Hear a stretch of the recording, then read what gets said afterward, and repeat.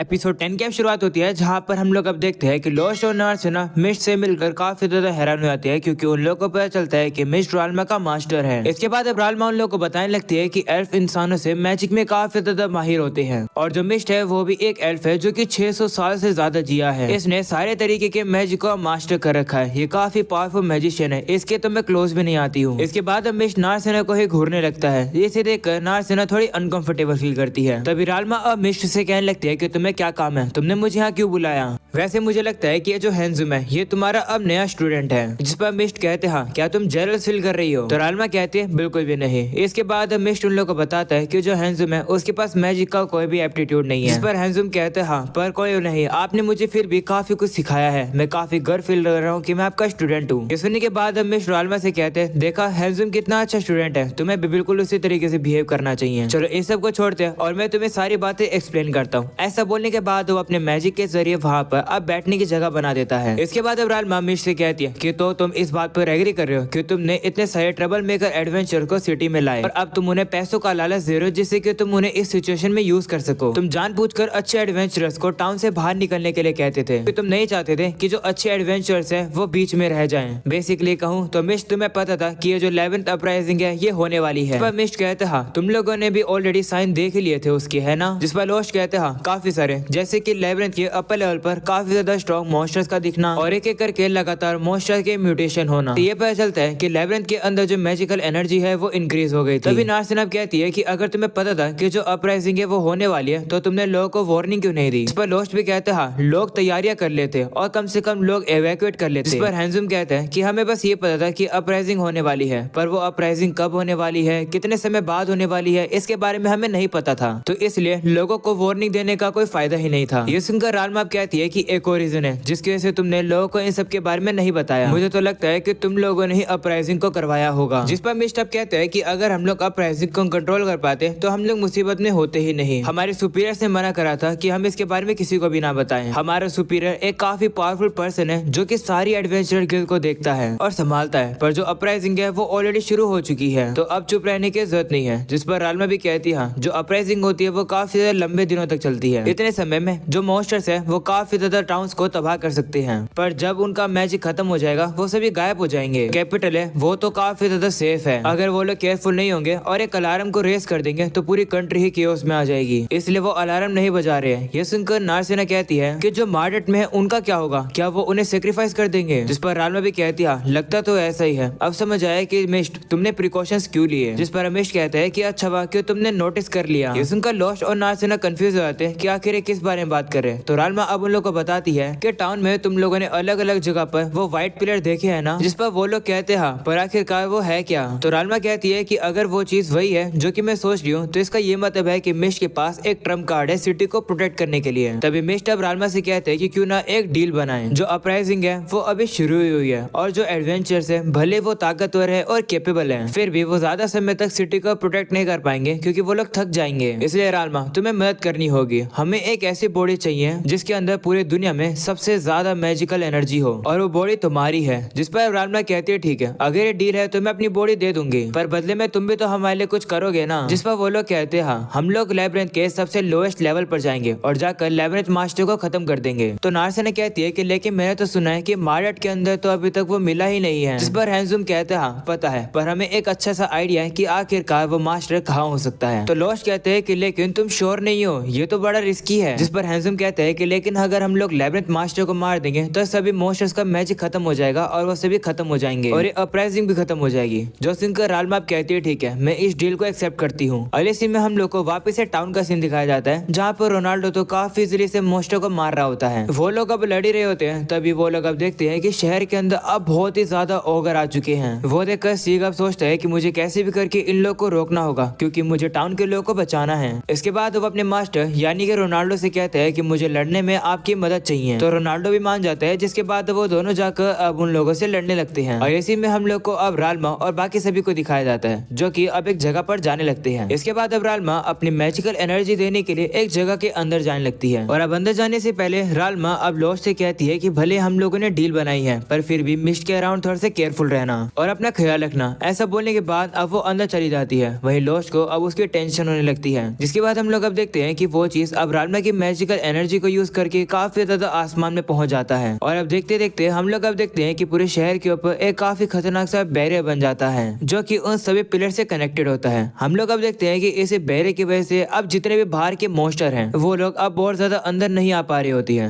ये देखकर लोस्ट अब कहता है कि जैसे कि मैंने सोचा था, मार्डट के अंदर एक वॉल है और वो वॉल बहुत ही ज्यादा ताकतवर है। इसके बाद हम लोग को अब फ्रंट लाइन का सीन दिखाया जाता है, जहाँ पर जितने भी एडवेंचर्स जब लड़ रहे होते हैं वो लोग अब देखते हैं कि मॉन्स्टर अब बहुत ज्यादा अंदर नहीं आ पा रहे होते हैं। ये देखने के बाद वो सभी एडवेंचर्स अब टाउन में आकर दुश्मनों से लड़ने लगते हैं और उन लोग को मारने लगते हैं। ये देखकर रोनाल्डो अब सीख से कहते हैं कि तुम्हें थोड़ा सा ब्रेक ले लेना चाहिए, क्योंकि अब बहुत ज्यादा लोग आ चुके हैं हमारी मदद करने के लिए। शायद से ऐसा इसलिए हुआ होगा क्योंकि यहाँ पर वॉल लग गई है, पर पता नहीं है कि आखिरकार ये वॉल किसने लगाई है। इसी की वजह से मॉन्स्टर रुक रहे होंगे। अगले सीन में हम लोग अब देखते हैं कि नार्सिना अब लोस्ट वहाँ पर आकर उन लोग को सारी बातें बता देते हैं कि राल्मा ने मिस्ट की डील को एक्सेप्ट कर लिया, भले ही ये जानते हुए कि उसकी जान खतरे में आ जाएगी। ये सुनकर नार्सिना कहती है कि तुम्हारे कहने का क्या मतलब है, जिस पर लोस्ट बताता है कि जो बैरियर है उसको पावर राल्मा का मैजिक दे रहा है। मुझे लगता है कि जो बैरियर है वो सारी सिटी के अंदर ऊपर और नीचे एक स्पीयर की तरह लगा हुआ है। इस तरीके का बैरियर बनाने के लिए काफी ज्यादा मैजिकल एनर्जी लगती है, पर फिर भी राल्मा के पास लिमिटेड अमाउंट है मैजिक का। और जिस मैजिक डिवाइस के अंदर राल्मा गई है वो डिवाइस किसी भी पर्सन के सारे मैजिकल एनर्जी को ड्रेन कर लेता है, वो भी पूरे अंदर से। इसका मतलब जब तक सिटी पर वॉल लगी रहेगी राल्मा अपनी पावर को रोक नहीं पाएगी, और अगर उसकी सारी मैजिकल एनर्जी खत्म हो जाएगी तो राल्मा मारी जाएगी। ये जानकर लोस्ट काफी परेशान हो जाता है। तभी हम लोग अब देखते हैं कि वहाँ पर अब ग्रिफिन आ जाता है, जो कि काफी ज्यादा पावरफुल मॉन्स्टर होता है। उसे हराना काफी ज्यादा मुश्किल होता है। हम लोग अब देखते हैं कि वो ग्रिफिन अब उस बैरियर के ऊपर काफी ज्यादा हमले करने लगता है। ये देखकर रोनाल्डो कहते हैं कि ये तो दिक्कत हो गई है, ये बैरियर ताकतवर है इसलिए टूटेगा नहीं, पर फिर भी इस बैरियर को रिपेयर करने में राल्मा का और भी ज्यादा मैजिकल एनर्जी लगेगी। इसका मतलब जितना ये ग्रिफिन हमला करेगा राल्मा के लिए और भी ज्यादा खतरा है। ये देखकर लोस्ट अब कहता है कि ये सब मेरी गलती है, मैंने राल्मा को जाने दिया,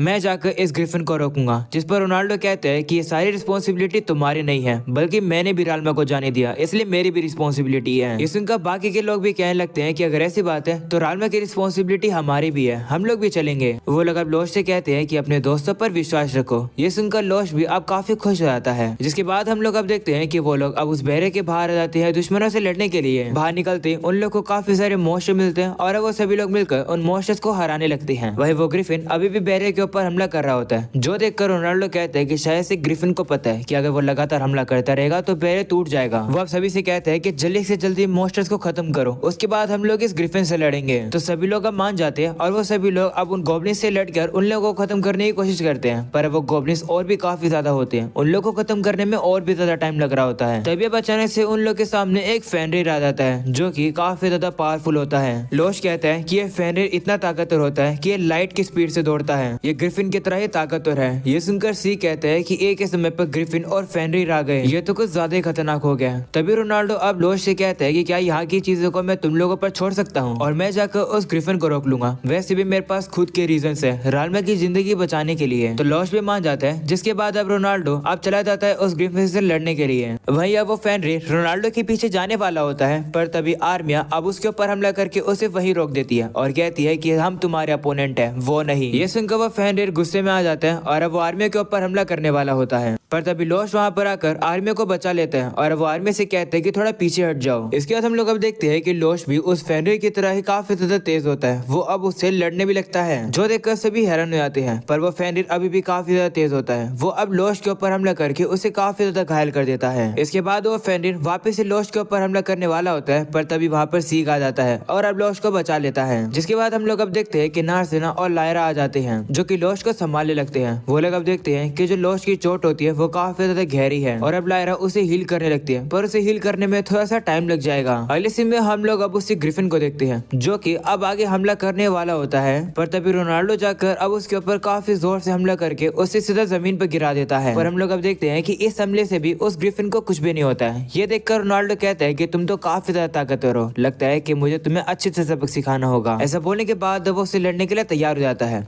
अगले सीन में वापस से हम लोग को अब आर्मिया और सी को दिखाया जाता है, जो कि उस फेनरिर को काफी अच्छी टक्कर दे रहे होते हैं, जो देखकर फेनरिर गुस्से में आ जाता है और काफी जोर से भौंकने लगता है। और अब उसकी आवाज सुनकर एक लीच वहाँ पर आ जाता है, जो कि आर्मिया के ऊपर काफी जोर से हमला कर देता है। ये देखकर अब सी का भी थोड़ा ध्यान भटक जाता है। इस मौके का फायदा उठाकर वो फेनरिर अब सी के ऊपर हमला करके उसे भी पीछे गिरा देता है। ये देखकर नार्सिना वहाँ पर आती है और वो उस लीच के ऊपर हमला करके उसे खत्म कर देती है। पर तभी वो जो फेनरिर होता है वो अब काफी तेजी से आता है और लायरा के ऊपर हमला करके उसे पीछे गिरा देता है। जिसके बाद वो जो फेनरिर होता है उसने अब लोश को उठा लिया है, जिसके बाद अब वो लोश को काफी ज्यादा दूर फेंक देता है। और हम लोग अब देखते हैं कि लोश की हालत काफी ज्यादा बुरी हो जाती है। इस चीज को देखने के बाद नार्सिना काफी ज्यादा डर जाती है और वो गुस्से में भी आ जाती है और वो फेनरिर से कहती है कि तुम्हारी हिम्मत कैसे लोश को चोट पहुंचाने की। ऐसा बोलने के बाद वो जाकर सीधा उस फेनरिर के ऊपर काफी खतरनाक हमला कर देती है। वहीं पर आर्मिया भी नार्सिना की मदद करने की कोशिश करती है, पर वो नहीं कर पा रही होती है क्योंकि नार्सिना काफी ज्यादा करीब है और अगर वो हमला करेगी तो हमला नार्सिना को भी लगेगा। वहीं पर हम लोग अब नार्सिना को देखते हैं, जो कि उस फेनरिर से कहती है कि मैं तुम्हें कभी भी लोस्ट को हर्ट करने के लिए माफ नहीं करूंगी। ऐसा बोलने के बाद वो फेनरिर को काफी तेजी से लात मार के पीछे गिराती है और कहती है कि अब तुम्हें दर्द हुआ होगा। पर तभी हम लोग अब देखते हैं कि उस फेनरिर को कुछ भी नहीं होता है। वो वापस आकर नार्सिना के ऊपर काफी सारे हमले कर उसे घायल भी करने लगता है। और अब देखते देखते वो फेनरिर अब नार्सिना के ऊपर काफी भारी पड़ जाता है और उसे भी घायल कर देता है। और अब नार्सिना की चोट कुछ ज्यादा ही गहरी होती है, इसकी वजह से अब वो नीचे गिर जाती है। ये देखकर वो फेनरिर उसके ऊपर अपना पंजा रख लेता है। ये देखकर नार्सिना स्माइल करती है और वो फेनरिर से कहती है कि चिंता मत करो, तुम नहीं जीते हो। तभी हम लोग को पता चलता है कि लोश तो उठ चुका है और अब वो सीधा अपने डैगर को लाता है और सीधा उस फेनरिर को लगा देता है। ये देखकर नार्सिना अब उस फेनरिर से कहती है कि मैं तो बस एक डिकॉय का काम कर रही थी। इसके बाद हमें अब थोड़ा सा पास्ट का सीन दिखाया जाता है, जहाँ पर नार्सिना ने देख लिया था कि लोश तो अपने आप को हील कर रहा है। लोश तभी सारे में नार्सिना से कहते हैं कि तुम मेरे लिए थोड़ा सा टाइम बाय कर दो,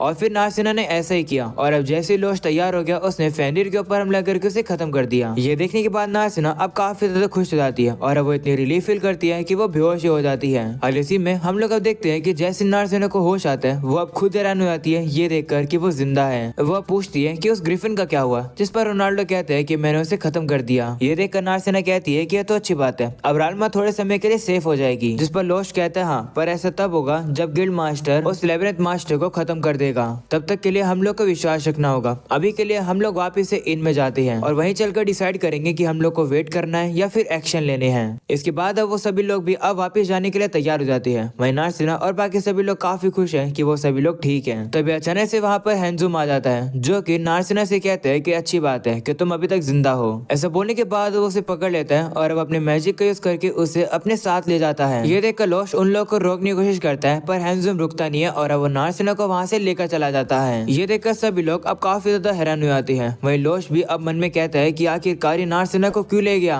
और अब यही हो जाता है ये एपिसोड खत्म। पसंद हो तो लाइक कर देना, चैनल पर नए हो तो सब्सक्राइब कर देना। मिलते हैं नेक्स्ट एपिसोड के अंदर, तब तक के लिए बाय बाय।